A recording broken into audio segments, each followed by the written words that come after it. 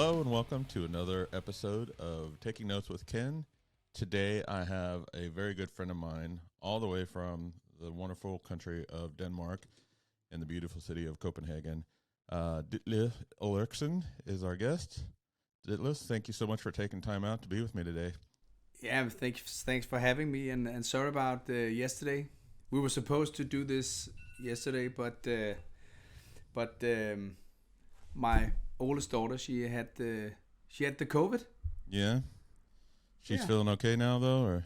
Yeah, she's feeling great, but still not super sick. But she had to go into quarantine and had to have groceries and stuff like that. Yeah. And yeah, so I had to help her, and I actually little embarrassed to say, but I forgot about you. I logged in Because and I'm it like, where the heck is he? He's not here. Yeah. I mean, it was so chaotic, Yeah, but we're here now. I understand. Yeah, that's the important thing. So is she the first one in your house that's gotten COVID, or has anyone else got it? No, I don't know if you say unfortunately or fortunately these days, but me and my wife and my youngest daughter, we had it at the same time in December, beginning of December. Okay. We all had COVID, and we're down for 10 days, 7-10 days. Yeah. I got it back Sick in for a couple the of beginning days. November. Yeah. I mean, Yeah. it wasn't that bad. Yeah, I had it in the beginning of November, and yeah, it wasn't bad at all. I'd been vaccinated and everything, so it was very mild. I didn't me even too. think that I had it until I lost my sense of taste and smell, and that's what prompted me to go get tested. And I was like, oh wow, I do. I lost my smelling ability as well. That was bizarre. Yeah, I know. I was just gonna say, isn't that the weirdest thing? You know, So it's weird. like So weird. I actually got worried because I was like, because I've heard stories where it could take a while for it to come back, and you don't really. It's a thing that you don't really think about until you don't have it. You don't go through your day thinking about your taste of smell or your sense of smell and your sense of taste until you don't have it. So it was really weird. You know my wife Lena, and she's an amazing cook, and so she was making all these meals, and I was in quarantine in our guest room, and she'd come leave them outside the door, and she'd text me something and like, how was the food? Did you like it? And I'm like, I can't taste anything, or she'd go go ahead. Yeah, just finish. Yeah, I was just going to say, or she'd go get coffee and bring coffee and ask me how I like the coffee. And I'm like, it's just like drinking hot water. I can't taste it at all. Exactly.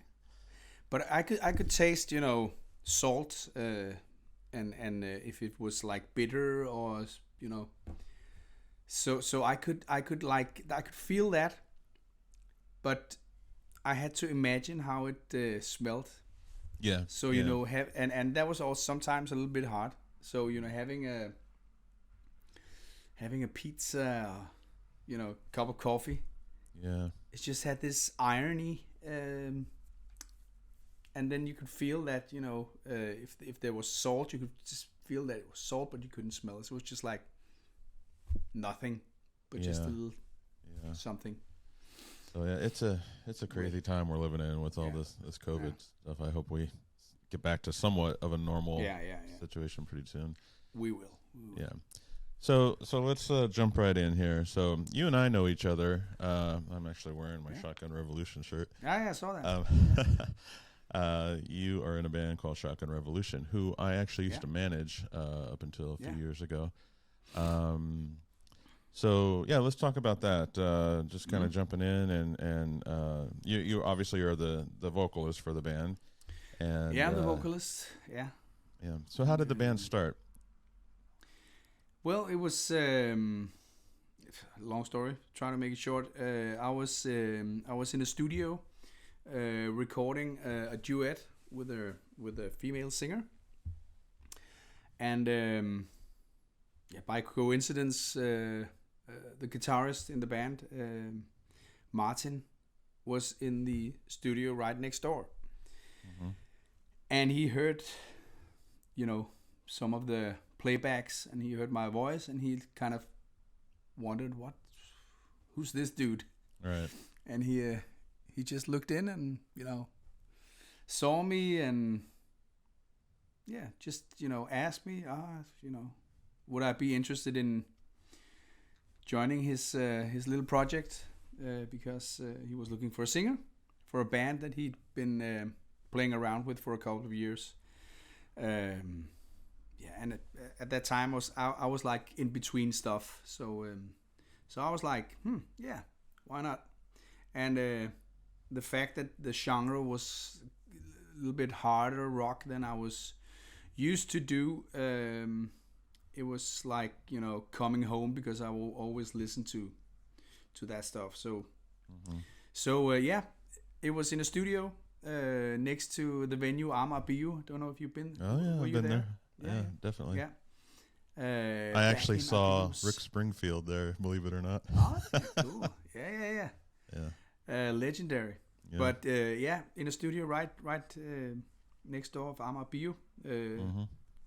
Yeah, for the non-Danish viewers, listeners, Amager Bio is a very well-known concert venue in Copenhagen, where we used to play a lot. So it started there in 2008, and the rest is history, you can say. Now, what did Martin already have another singer at the time, or was he just looking for a singer? No, I don't think I've ever heard this part of the story. No, but he'd broken up with the old singer. Okay. He was true rock and roll style. He got addicted to heroin. Oh no. And went on a really bad path. Yeah. And had to leave the project, and he's all right now, by the way, doing well. Okay, well, that's good. But has nothing to do with music, as far as I know. Yeah. Not professionally, anyway.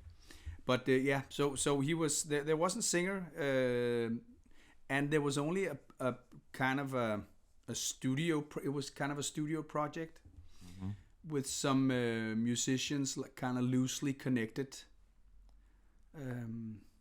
So in the beginning, me and Martin were the main songwriters and the main members of the band. And then when we needed to record, we called some guys to come and play. Now I remember my first introduction to the band. So the drummer for Shotgun Revolution, Kasper Lund, was in another band prior to that called Flavor. And exactly. I managed that band as well. And I had brought them to the U.S. for a short tour on the West Coast when I was living in California. And then, I think it was a couple years later, I went to Denmark for the first time. And this was probably, I want to say 2009. And you guys were playing a show. I was staying with Christopher Stiana, who is now the singer for the band Hero in Copenhagen as well, who will be another guest on this podcast coming up. Very talented guy. Yeah, one of my favorite singers. So anyway, I was staying with him, and he was like, "Let's, Casper's in a new band. Let's go see them play." And you guys were playing at a club that has since then closed down called The Rock. Yeah. Which was a very cool rock venue. Venue. I was very sad to hear that it closed down, but now they have High Voltage, which kind of took the place of the Rock in a sense, as far as bands that played there. But anyway, I remember going, and I was just blown away. I was like, wow, these guys are really good. And then, after the show, I was outside the little stage door just talking with Casper and Chris and a few other people. And I hadn't met you yet, and I don't know if you remember this or not. I hadn't met you. I remember. I remember standing outside with in the backyard. Like outside the venue. Yeah. And my back was to the door that led out into that little courtyard area, and I was talking with other people, and I just heard someone come out and start saying like, "Oh yeah, there's this idiot Ken Sheehan or something like that, and you were saying it to mess with me and joking around. I don't think you used the word idiot, but you said something like that, and I heard that and I turned around. I'm like, what did he just say about me? But you were just messing with me, and I typical Danish humor. Oh yeah. I've learned to appreciate Danish humor over the years. It took a while to understand it, but yeah, I get it now. But yeah, that was just my introduction to you, and I was like, what did he just say? Who is this guy? Yeah. But obviously I turned around and realized who you were, and then we officially met at that point. But it was a good night though. I remember clearly to the point where I don't remember anything. That was almost 12 they're almost 13 years ago, 12 and a half years ago. Wow. You're quite right about 09. I think that's pretty accurate, because it was in the beginning with the Henrik on the guitar. Henrik Berger, who plays with Mike Tramp. Henrik, it was now. October of 2019. Yeah. So and he's playing with Mike Tramp now. Not 2019, 2009. I added 10 years to that. Yeah. So it was almost 12 and a half years ago. So that was in the beginning, and we were still young and much. Mm-hmm. Yeah. Not still so much are. anymore. You guys still are. Everyone. Oh yeah. Age is just a number. Turn down the party a little bit. What's that? Yeah, you just turn down the party just a couple of notches. Right. So you guys started the band. You'd playing a lot in Copenhagen at the time.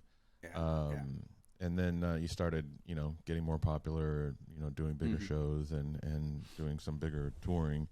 Kind of talk to us about the beginning days as far as touring, what touring was like, and what type of shows you were playing and where you were going. I know you've done some shows outside of Denmark in the early days, Germany and whatnot. And in the beginning, we just, we played like everything that came our way. It was like, small tents, on marketplaces, and opening of clubs and closing down clubs, and it was just like everywhere we could get our foot in, we were there, and we as you said, we had this aura about us because we had so much energy and so much so much. We were so motivated to do well, and we wanted it to be the perfect band, like right. So we wanted to show that we had our shit together. So everything was like, we had a roadie, we had sound engineers, we had backline techs, and we had the t-shirts, we had everything, even before we had a record out. So all that was just in place, and we were just like a freight train, just hammering down the tracks. So of course we got noticed, and as you said, the venues got bigger. Not like huge venues, but a couple of hundred people, and in the end we were like, Copenhagen, we could play for around 800, 900 people. Pretty good for like a niche band like us, especially in Denmark. So and it went pretty well, and we had a record out in 2010. So we toured Denmark like fall and spring, and little summer gigs, some festivals, but we had like 40 shows each year in Denmark, and that's pretty much, because we're a small country. If people don't know, it takes around 6 hours to go from the farthest south to the farthest north of Denmark. Yeah. And it takes around 3.5 hours to go from farthest east to farthest west. If you exclude the little island of Bornholm, it will take a little longer because you have to go by a boat. Yeah. So it's a very small country. So touring is also not like in the States where you go by, bus and play every day and, travel and, you go from one coast to the other and, you're not home for weeks or months. Here in Denmark, touring is like playing Thursday, Friday, Saturday, and then you're home the rest of the week and you go out again. Yeah. There is we did some, that, Yeah, there is some type of touring that does that here, especially in the country genre. A lot of country artists tour that way, and we call it weekend warrior touring. So you probably leave like on a Wednesday night on the bus or fly out, and then you do a show Thursday, Friday, Saturday, and come home Sunday. And here, I know it's a different reason in Denmark, but here in America, the reason country artists do that is, or that's the reason it started that way, is they, their fan base is more of like the blue collar working type people, and they gotta, they're working during the week. They're not going to go to a concert on a Tuesday night or a Monday night. So it was easier for them to do shows on the weekend and get more people that could actually come to the shows, and that just kind of became the norm. And I actually just did a 4-month tour, just finished up last month in December, and we did it that way, weekend warrior type touring. And the only exception to that is when you go to, like, I'm in the South, almost close to the East Coast in Nashville, but when you do the West Coast, you usually go out for a straight, like, solid 2 weeks or so. I think we did 17 days when we went to the West Coast, and that's the only exception, because you obviously can't go home every weekend when you're that far away. No, but and it's in Denmark, it's just because the audience is not brought up to go out on weekdays. Some of the same reasons as you mentioned with the Weekend Warrior tours. So they only go out, not only, some do go out in the weekdays, like Monday, Tuesday, Wednesday, but only if it's a big name, from the States or somewhere else. Then they'll go out on a Monday or Tuesday. So it's funny when you mention the size of Denmark. I mean, I know it's small. I know the country's really small, but it's just so funny when you mention, how little bit of time it takes to get from one end to the other, and then you think about how big the United States is, and if you went from New York to LA driving, it would probably take you 4 days, for a little bit. Stopping to sleep at night, obviously, but 4 days of so driving. I think we could fit the eastern part where the island where I live. It's kind of like the size. Is it like the size of LA or something? Okay. That's kind of where Copenhagen is based, like the capital of Denmark. It's just what island are you on? Sjælland, Zealand, I think it's called. How do you spell it? Maybe in English.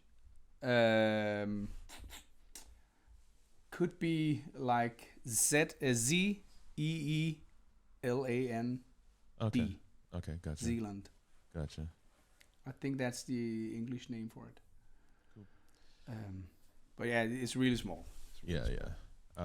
But yeah, I will throw this out there. Denmark is one of the most beautiful places I've been to. I absolutely love. It is. Going there. I've spent a lot of time in Copenhagen through the years, whether it's been with you guys or just touring when I was touring with other bands, and taking time off when I had a break from the tour. I would always go right to Copenhagen because it kind of feels like a second home to me in a sense, as far as Europe goes. Like my home base in Europe, that and Oslo. I have a real strong connection to Norway through Lena and her family. But Oslo and Copenhagen have some similarities, I think. Yeah. It's so weird. When I land in Copenhagen or Oslo, I just feel like I just get this sense of relief, like, oh, I'm home. Even though I'm not the closest thing to being Danish, I just feel at home there. I have so many friends there. I actually have family there too, and I have a niece. She lives in. She used to live in Slagelse, but I think she's moved somewhere else. Korsør. She's in Korsør now. Oh, Korsør, yeah.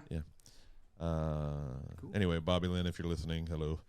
Um, but yeah, so you started touring. The band was picking up steam, and then I started managing you guys. We were. Yeah, and we were just like still just, working hard, doing everything we could, pulling strings, contacting people in the industry, trying to get some opening slots, and we actually managed to get a support opening slot for Whitesnake. Oh, yeah. Back in, I think, 2012. Okay. 11 or 12, I can't remember. And just a couple of weeks before the show, the venue burnt down to the ground. Oh, wow. That was before my time with you guys. So yeah, I don't think I've heard this story. No, but it burned down to the ground. Just an old sports arena, which in the old days had concerts with the Beatles, Deep Purple. You can actually find a Deep Purple recording called Live in Copenhagen 1972. Oh, I think. Wow. Actually, it's filmed, I think, as well. And it was at that venue? It was that venue. Legendary. Burned down to the ground. And, of course, the concert was cancelled. And we were like, shit. But luckily for us, the guys at the concert agency, they booked us for the Slash concert in Copenhagen. So that was actually even better. Yeah. So a little unlucky with the Whitesnake concert, but definitely good luck with the supporting Slash. So we did that. Yeah. Cool. And I think, you mentioned, just working hard and all that and reaching out to people. And I think that's kind of one of the things that attracted me to you guys was your work ethic, I see a lot of bands that are, right when they get started, they don't even have a demo or anything and, just rehearsing in a rehearsal space. And then they say, oh, we need to get a manager. And they expect the manager to do all the work, and it's like the band has to put in the work too, and and I love how each one of you kind of had your own role as far as the work you did behind the scenes, outside of what you did on stage, and I thought that was we quickly attracted me to you found guys. we quickly found our little the things that we did best. And we tried to put that in the mix there. But we were lucky from the beginning that Martin had a studio. He rented a studio, and he had the Studio C, I think it was called, at the legendary Sweet Silence Studios, which is owned by, and you met him yourself, Flemming Rasmussen. Yeah, and I'm actually trying to get him as a guest coming up. I've reached out to him. We're trying to work out schedules to get him on here. Yeah, Flemming, who produced Metallica, couple of albums in the beginning of their career, and Martin rented a studio there, and we worked there. We met, I wouldn't say every day, but almost, just writing songs and and having that opportunity to that, and in those days, I think home studios were available and people had them, of course, but having the possibility to record in a proper studio like Sweet Silence, I think we were maybe not a step ahead, but we had some possibilities that most other bands didn't have. Yeah, you had an advantage, we'll say. We had a little advantage there, and we used those advantages, and we, as you said, we we grabbed a hold of everybody we knew in the business to try to get them to help us. Sometimes we had some luck. Mm-hmm. For example, with the Slash concerts. Other times, there was nothing. That just made us work even harder. Right. Yeah. And through that connection with the studio, that led to working directly with Fleming, who produced and engineered pretty much most of your albums, and also travels with you guys doing your front of house engineering when you guys tour. And I thought that was kind of cool. And the way he explained it to me was this, he basically just does it for fun, just to get out of the studio, get away from the house, and go have some fun. Exactly. And he's he hasn't done maybe one or two bands, just one concert here and there, but else it's just been us. Mm-hmm. So we're pretty privileged there as well. So I want to jump forward a little bit to the tour I did with you guys. When we did the Scandinavian tour. So Martin, the guitar player, for those listening, he does a lot of songwriting for other artists, and he got involved with a songwriting trip that brought him here to Nashville, and he wrote some songs here. And before he came out, he wanted me to try and connect him with some bands, and he asked me, would you be able to set something up with the American band Blackstone Cherry? And I said, well, yeah, I'll see what I can do. Not really thinking anything of it, or whether I'd be successful at that or not, but I definitely told him I would try. And so I reached out to their manager and said, hey, I got this Danish guy coming. He wants to do a co-write with the guys. And he said, yeah, that sounds great. They're actually just finishing up in the studio, so they're still in the studio working on their latest album, and that would be perfect timing. So he came out here, and he drove up to Kentucky, where they all live, and they wrote the song as you know, "City of Fire," which is one of my favorite songs by you guys, and that was co-written by Martin and the guys in Blackstone Cherry. So through that led to I asked their manager if I saw that they were coming to Scandinavia, and I asked their manager Vin if you guys could open up for the show in Aarhus up in northern Denmark, and he put me in touch with the booking agent. I don't know if you even heard this whole story, but how this happened. No, I don't think so. He told me to contact. I know that you were involved. But, he had me contact their booking agent and said, just let them know that you guys are going to open the show in Denmark. And so when I was talking to the booking agent, she asked me, well, do you guys want to open all the shows in Scandinavia? And I was like, yeah, of course.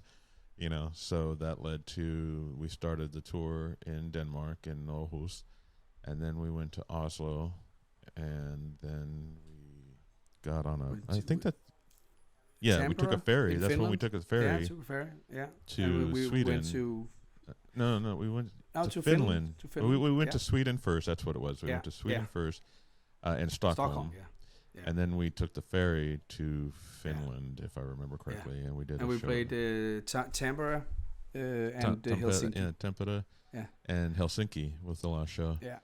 And then we went home.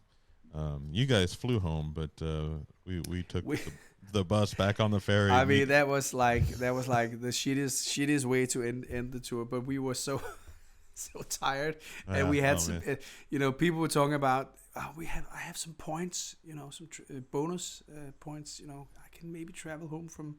I'll be home in 2 hours. Yeah, it's just like okay, but me too. In hindsight, it wasn't that bad. We got back on the bus and put the bus on the ferry, and it was me and Alan and Anders, the bass player. Anders, yes, and oh man, he's gonna crucify me for forgetting his name. The other guy that we brought along to help. Renee. No. The crew he was guy. Flying as well. Leon. No, he was Henrik. Henrik. Yes. I thought that was his name, but I wasn't sure. Yeah. So, Henrik, if you're listening, I apologize. So, anyway, but yeah, it was kind of cool. We kind of got to hang out a little bit more on the that was a super ride cool home, tour. and It's that ferry ride was great. It was in the winter, so it was beautiful snow everywhere. So very cold, but it was still beautiful. But anyway, it was a good trip. I had a lot of fun on it. I did some good shows, and you guys made a really good connection with Blackstone Cherry, and we did good guys. Yeah, really good guys. They're only a couple hours for me, so I'm still in touch with their guitar player Ben pretty often on Facebook. We sent some. I sent some messages to them once in a while. When they post stuff, so they know we're around still. Right. Yeah, definitely good guys. So so the band's still been releasing albums. You just released what was it? Yeah. I'm trying to think how long ago the album called 4. The Roman numerals 4. I think it was released in 20. Oh, so it's been a little bit longer than I remembered. Yeah, but it was like, I mean, these two, the last couple of years has just been like, it's been like it's been pretty like just a days, Yeah. So you don't know, how long. And it just long ago stuff is. The last 2 years just passed by in the blink of an eye. I feel. So and we should have, we finished. I think we finished the album the spring of 19, and we wanted actually to release it in the fall of 19. We wanted to release it singles in the fall of 19, and then we wanted to release it in the spring of 20, and then tour it, but we couldn't. Then the COVID came, and we couldn't. We didn't want to release it, so we just ended up putting out singles, on streaming platforms, and we released a vinyl edition. But I think we released the digital full album in the fall of 21. Okay, right, late 21. That's why I was thinking it was at some point there. That's why I was thinking it was a lot more recent. But I remember. I can't remember. Maybe it was. No, it was not fall 21. It was like it must have been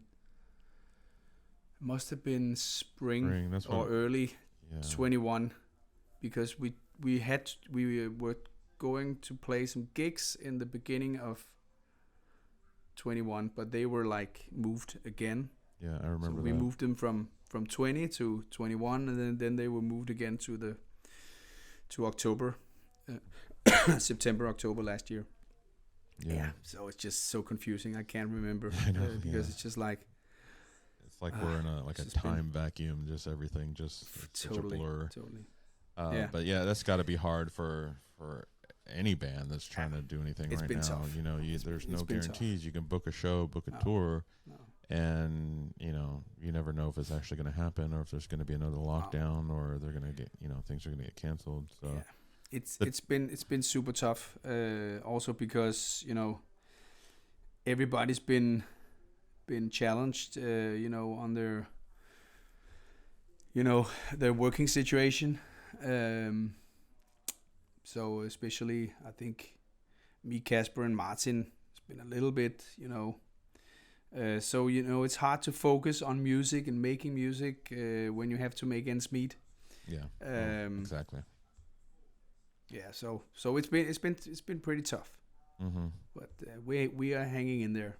That's good. Yeah. It's good to hear. So speaking of that, let's step outside of the band for a bit and kind of talk about some other things you're involved in, or have been involved in the past.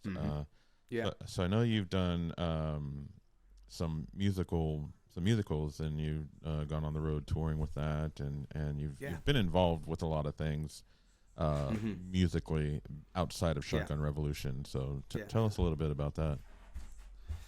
Well, I did I think it was 2018.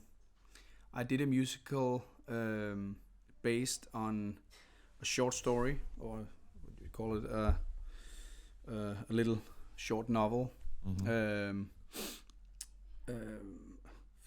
teenage story, and that little short story was made into a film many years ago in 1999, and me and my old band, before Shotgun Revolution, we wrote all the soundtrack for that movie. Okay. And it was one of the most highly grossed films. Is that what you say? Earning the most money? Yeah, highest grossing. Yeah. Highest grossing movies. And one day there was this production company who asked us if we wanted to make a musical or take part or be a part of the musical version of this novel or this movie. And they wanted us to play. They wanted us to be like, because the band was kind of, we had a hit song, and some of the songs were radio hits in those days. So they wanted the band to play in the play or in the musical, and we did that. And I had a little, I was a part. I was on stage, and I was like a part of the story as kind of the narrator. In between the scenes, I came on and sang some songs, trying to connect the story a little bit. What was oh, go ahead. I interrupted. No. I was just gonna say, what was the name of the book and the movie and the musical? The name, funny name, but it was Love at First Hiccup. Hiccup? Instead of love at first sight, it was Love at First Hiccup, because hiccup and first sight is in Danish similar. Okay. The words are similar, so it would be love at first sight would be kærlighed ved første blik. Love at first hiccup would be kærlighed ved første hik. So that's similar. Okay. So that was kind of playing with words a little bit. So it doesn't make sense really in English. Is it available for anyone to watch online? It should be. It should be on different streaming platforms. Can people search by the English name, or is it in Danish? It's in Danish. The name? I would think that it's in Danish. Yeah. I'll try and find it. There was actually, yeah. I'll try and find it and put the link in the notes. Yeah, do it. Yeah. They actually made an American version of it, because it's kind of a teen flick with this nerdy guy wanting to get the prom queen, and gets her in the end. Good. They always do. Instead of the rich dude who's an asshole. Yeah. So the classic story. Yeah, but we made that musical, and the production team, I think they kind of liked what I did, so they asked me to do another musical, which was based also on a very popular movie, and which had music by one of the most popular songwriters in Denmark ever, a guy called Kim Larsen. And we made that musical to be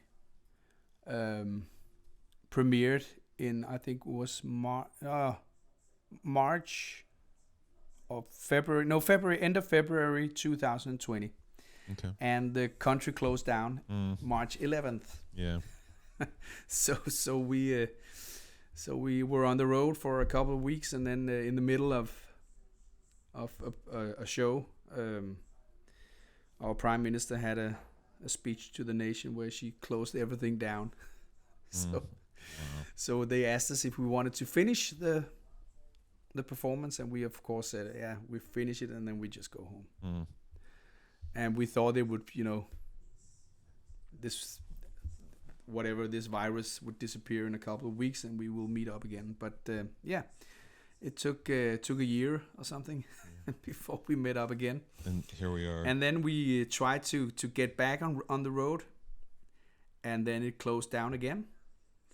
Yeah. And then we waited 3 or 4 months, and then eventually this August and October we finished the tour, and we finished the last shows in Tivoli, Copenhagen, the amusement park. Yeah. They have a big concert I love theater that hall. place.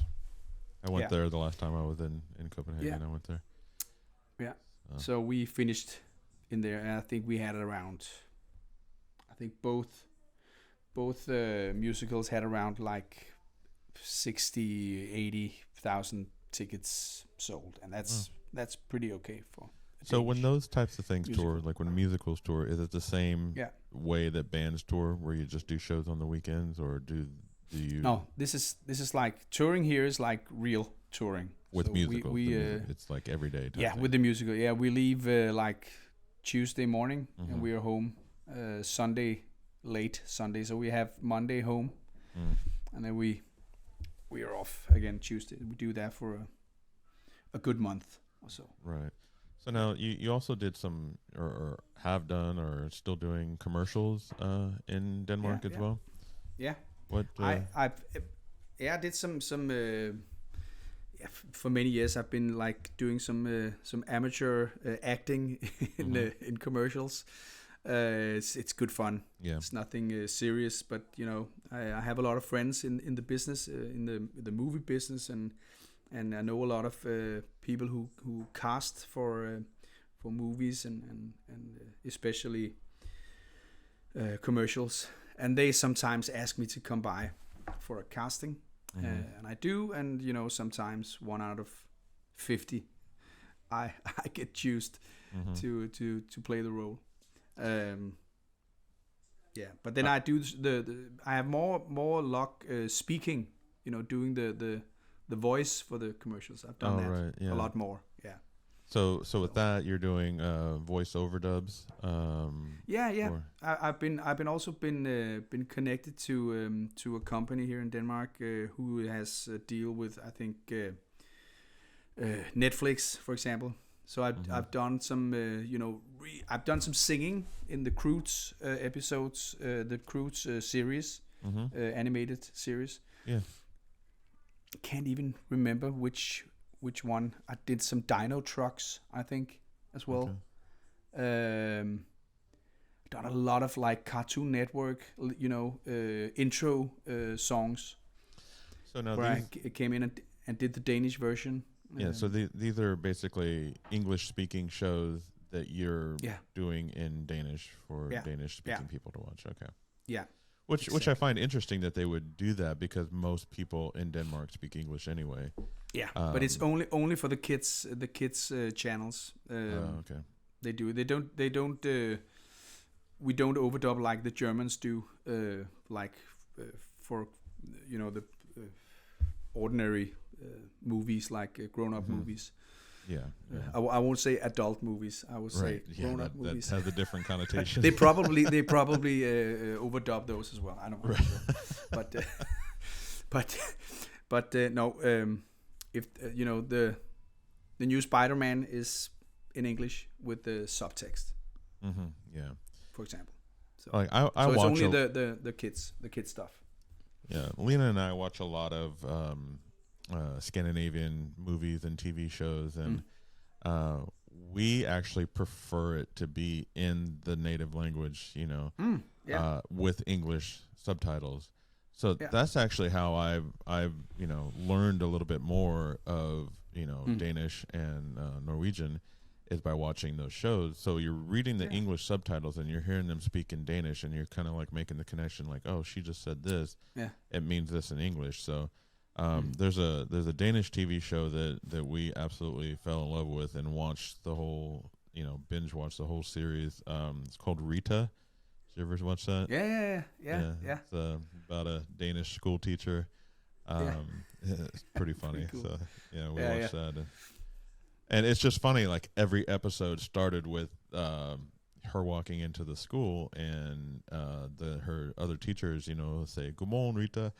And so I obviously knew how to say "good morning," which is "good morning" before that, but it was just because of that show. I practiced it every time I watched that, and I got better at my pronunciation of it. And it's really weird because I think you know this about me, that I'm just fascinated with languages. And on my last podcast, I had my guest was in he lives in Norway, and he's an American who immigrated to Norway. He's married to a Norwegian, Mm. and he learned to speak Norwegian, and he's absolutely fluent in it, and he speaks it flawlessly. But it's interesting, because I had a connection in Denmark before Norway, before I met my wife, Lena, who is Mm-hmm. half Norwegian. Her mom's from Oslo. So as I've been trying to learn Norwegian, I already had, where I was learning Danish. I have a lot of friends from Denmark. Even before I knew you guys, there was other people I knew in Denmark. And so, for example, Casper's old band, I brought them to the U.S. for a tour, and they were trying to teach me Danish. And they would say something to me in Danish and have me repeat it. And it was funny. They said I sounded like a Russian gangster when I tried to speak Danish.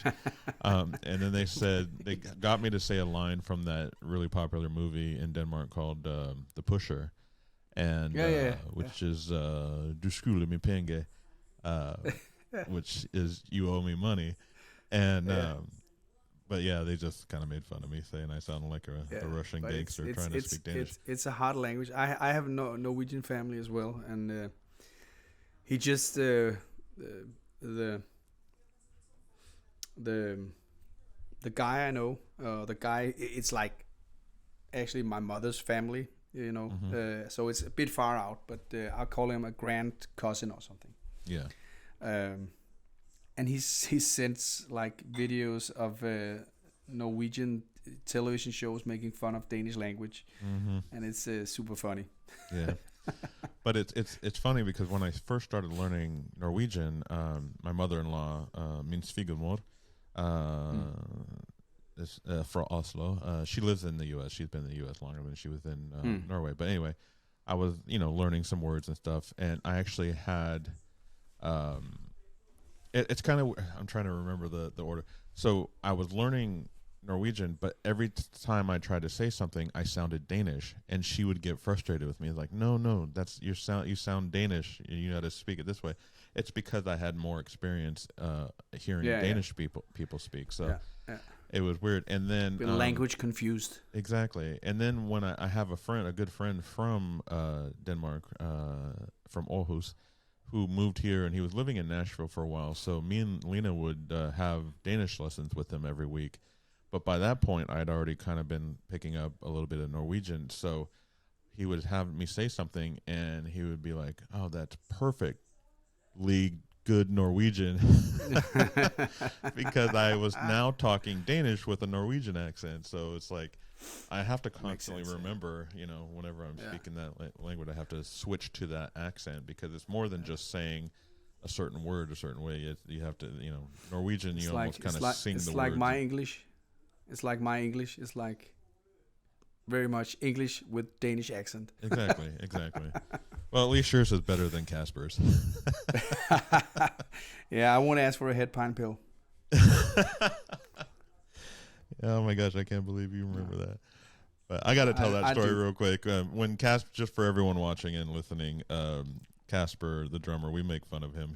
His English is not the best, and but it's hilarious. And when he was in the other band I managed, I brought them to the U.S., and he was trying to ask for aspirin for a headache, and he got the words mixed up in English and basically asked for a head pine, like pine needles, pine trees, not pain. He wanted a head pine pill, and so head pine pill, because headache in Danish is head is hoved, and ache is pine, and pine is spelled pine. Pine, right? Like, so he was like just connecting. Oh, it must be the same. Yeah. Head pine pill. Yeah. That's hilarious. So that's his logic. He's just like, that we love him for that. Absolutely. So now let's jump to the current time. So during the pandemic, I think you started it during the pandemic, maybe a little bit before, but you went back to school to get your or a type of school institute, like a vocal institute. To get your certification for teaching students to sing. So tell us a little bit about that. I felt the urge to pass on my knowledge a couple of years ago. So So I connected with this vocal institute in Copenhagen called the Complete Vocal Institute, and it's actually a world renowned and scientifically acknowledged institute with a lot of research that's been acknowledged all over the world. And I signed up for a 3-year course to learn the techniques and the pedagogics connected to this. And in 2020 I graduated, and now I'm actually teaching at the institute freelance. So I teach singers from all over the world. Not so many from the States yet. Mm-hmm. But we'll have to change that. They might come. They have their own, but they might see the light in the CVT, Complete Vocal Technique, at some point. So I do that, and I'm very happy with teaching. I've connected to some other schools as well on freelance basis, and I do have private singers, private students as well. So it's not full time, but it's a little bit here and there, and I'm happy with that. So I have time for other stuff when possible. Right. So now, is there a website where people can find you if they want to sign up for lessons? Yeah. To do online lessons. Yeah, actually, I just made a desperate video on Facebook and Instagram, and it's just Ditlev Ulriksen, my name, and also my website is ditlevulriksen.dk. Okay. So you can maybe put that in. Yeah, I'll put that in the notes. So if anyone's interested in, and people can, and I've linked to the Complete Vocal Institute, so people can check out the technique that I teach. Which is not like rocket science or anything new. It's just maybe presented in a new way, or in a different way than people might be used to. So it's pretty interesting. And everybody can sign up. You don't have to be professional. You just have to love to sing, use your voice. I just had some sessions with a wine farmer, or what do you call it? A what? From Napa Valley. Oh, yeah, wine. It's a wine, red wine or whatever. Wine. Yeah. What do you call it? A wine manufacturer, or what is it called? Vineyard. Vineyard, yeah. So he has a vineyard in the Napa Valley. Okay, gotcha. So your student owns a vineyard. Yeah. Okay. And he actually he found me on a website called playwithapro.com. I forgot that. And that actually pretty easy, because you just sign up for lessons there, and everything is you sign up and pay, and then you just make some arrangements with the dates and time, and then you just hook up with the teacher, and so people can go there if they are interested. Cool. Playwithapro.com, and type in my name, and I will pop up. Yeah, I'll make sure to put all that in the notes, and the spelling of your name as well, so it can be confusing for English speakers. To spell Scandinavian names. It's not usually I just call myself D. Yeah. When I'm, in English speaking or Chinese speaking countries. Exactly. Yeah, I actually forgot about that. Let's talk about that real quick. Shotgun Revolution got the opportunity to tour in China for like a whole month, I believe, for maybe 4 or 5 weeks. Yeah, maybe. We were actually 5 weeks. The second time we were there, we were there for 5 weeks, and we were there like 1 week a couple of months before. So like in all, 1.5 months. So talk about that real quick. How that came to happen, and just your experiences in China. Good contacts. A little bit of a fluke. By accident, you could say. A mother of one of my daughter's classmates is Chinese, and she has a travel agency, and she's been exchanging culture back and forth between China and Denmark, and she had arranged some concerts for a Danish band, and they didn't want to do a tour that they were about to go on. That she arranged the tour, and they didn't want to do it because of some practical reasons. And she was just like, I'm in trouble because it's we have to leave in a couple of weeks, and do you want to go? And I was like, yeah. I called the guys, and the guys were just like, yeah, cool, we do it. And that was 1 week to Beijing, and we played like three or four concerts, I think. 2 in Beijing, 1 in Shanghai, and 1 in a city called Dalian, which is north of Beijing.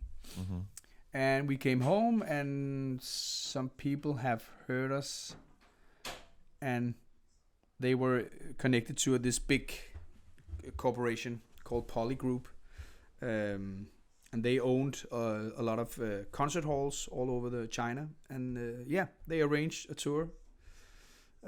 So we played 22 like giant concert halls with like 1,500 capacity every night, big stage and balconies and stuff, and it was really cool. And just flying around for 5 weeks and staying in hotels, and pretty much living like a rock star. Yeah, I remember that was actually without the money. Yeah. So I remember that was actually during the time that I was with you guys, working with you guys, but that had all been planned before I came on board, so I obviously wasn't able to go, and the logistics of adding someone else to that trip from another country, it was like hell. The visas were like insane to get for you guys. I remember that. It's crazy. Yeah. All that's crazy, and that's why we haven't played there since, because it's too complicated. It's just way too complicated. But I remember seeing a lot of pictures and video from a lot of the shows, and I was just blown away that the age range of the people that were there. You had young kids all the way up to people in their 70s or even older, just there, because some of the cities you went to, that was like the only entertainment that they'd seen in a while. So it's just like everyone's taking advantage of it. Doesn't matter what it is, they all want to go and see. And I remember seeing video of people just singing along every word, and it was just crazy. We played a city where they hadn't had a rock concert at all ever before. Wow. So they invited like all the the mayor and politicians, and they were on stage and presenting us, and like, oh, this is it was like really weird. I mean, it was so weird. But it's hard to imagine never had have been to a concert or a rock and roll concert ever. Yeah. It's hard for us here to kind of understand, and that's what we experience as well. The joy that they felt, having the possibility to experience this. Some in the audience, were great rock fans. They loved AC/DC and Led Zeppelin, but they've never seen anything, that, like that before. Yeah, I can't imagine. And then we came along. Like then we came along, and it was just like, I think it's, heaven just opened for them. It was, I mean, that's how it felt. They were just, they saw the light. Yeah, I remember. I remember seeing, in addition to the concert pictures and video of the fans meeting you guys and getting the autographs, and it was like you guys were the Beatles. I mean, it was, they were crazy. We were right. We were having signing autographs for 1.5, 2 hours after every show, and they just in real Chinese manner, just all everybody was lined up, so it's just like there was no chaos. It was just everything was in order, So just like one after the other for 2 hours. So wow. Writing autographs, and it was like, yeah. And the other thing that struck me too is I remember you guys taking pictures in front of some of the advertising and the on the walls and stuff throughout the cities you were in, and like 20-foot tall billboards, giant billboards.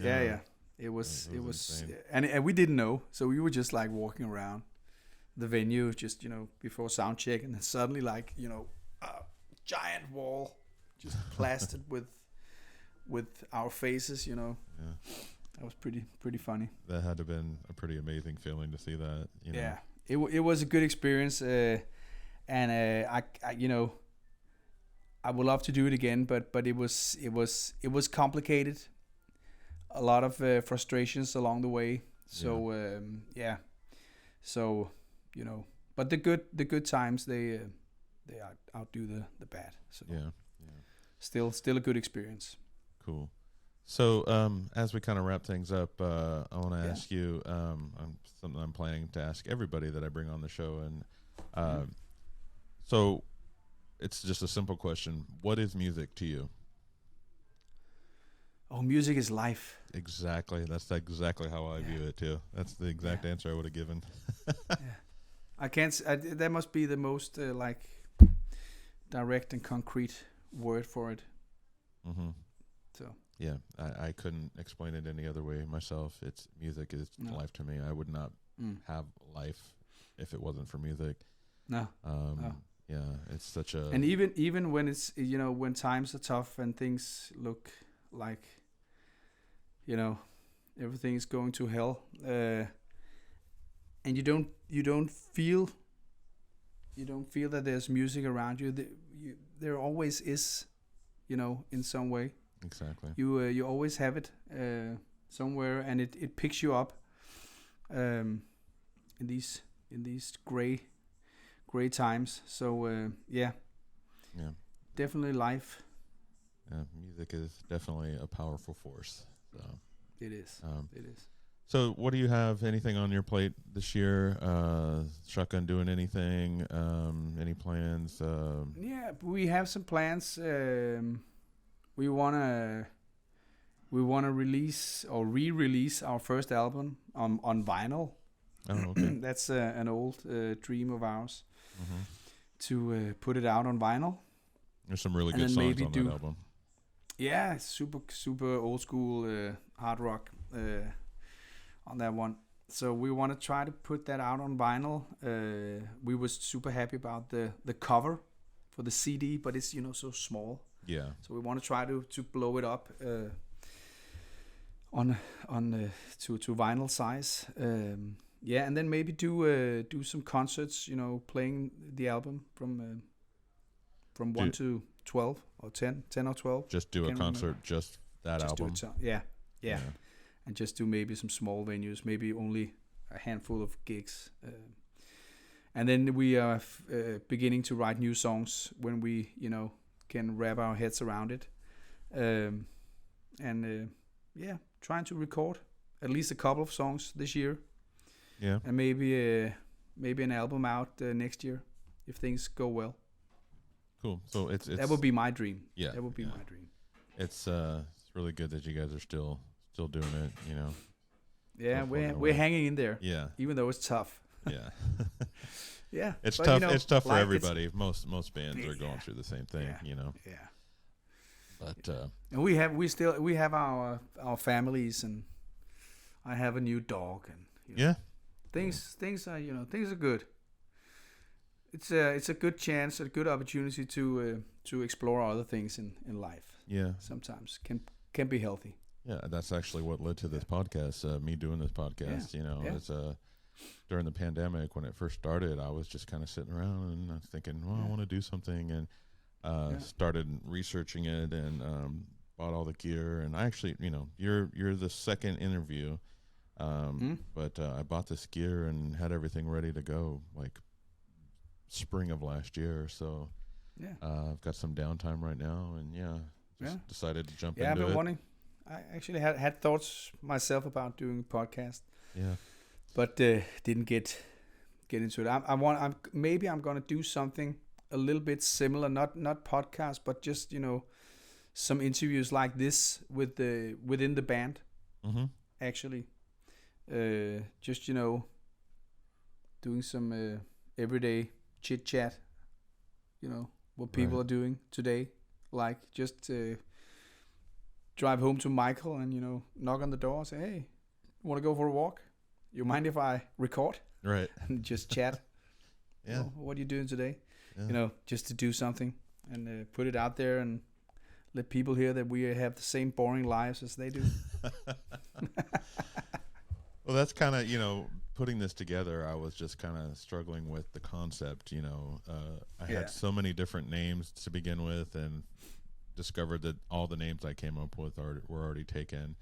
And I didn't really have a theme. It was basically going to be the podcast about nothing and everything, So I didn't, I didn't want to talk about just this type of thing or that type of thing. But obviously, because of what I do and my background, I have a lot of connection to musicians and people in bands and in the music industry. So those are going to be most of my type of guests, but it's not going to be always centered around music, but I'll tie music into it. So, which kind of goes back to what we were talking about, how music is life. I may have a guest who has nothing to do with playing music, but music is still an important part of their life. And we'll tap into that and talk about that and how music affects people. So, and helps people. But it's a good idea, Ken. And the name is good. I like the name. Yeah, it's real simple. Just I settled on that as a temporary thing, but I think I'm going to keep it. So now I'm a big fan of conversation podcasts. I listen to those types of podcasts a lot myself. Yeah, I do too. Yeah. So I think cool. we're going to wrap things up. Ditlev, thank you so much for taking the time out and rescheduling with me. I hope your daughter gets over her COVID case soon and has no. She definitely will. Yeah. She definitely will. Yeah, give my best to everybody. I will. And thank you for having me. And I hope that some of your listeners will contact me or listen to the music that we play and just throw me. If they don't want singing lessons, they can just throw some comments about the music if they want. Yeah. And once again, that's the band is Shotgun Revolution. It's on Spotify and all the streaming platforms. A bunch of YouTube videos as well. Just do a search for Shotgun Revolution, and you can find Ditlev's website. You probably won't be able to spell it, so I'll put the notes in. It's Ditlev Ulriksen.dk, not exactly. .com. And I hope that you do well with your vocal lessons and you get some more students. And like I said, give my best to the rest of the guys and your family. I will. And Fleming, and I hope to see you soon. I'm actually going to be in Denmark. It's not for a while, in 2025. Unless I come sooner, but that's the plan. Me and Lena are bringing my wife, and we're doing my mom. We're taking my. I made the same mistake. Yeah, me, Lena, and my mom are gonna go to Denmark, Sweden, and Norway. So we'll definitely have to get together with you, and we'll get together there, and say hi to the family. Yeah, we'll do. And, well, thanks again. It was so good talking to you, and we'll talk to you again soon. Likewise. All right. Bye-bye. See you later.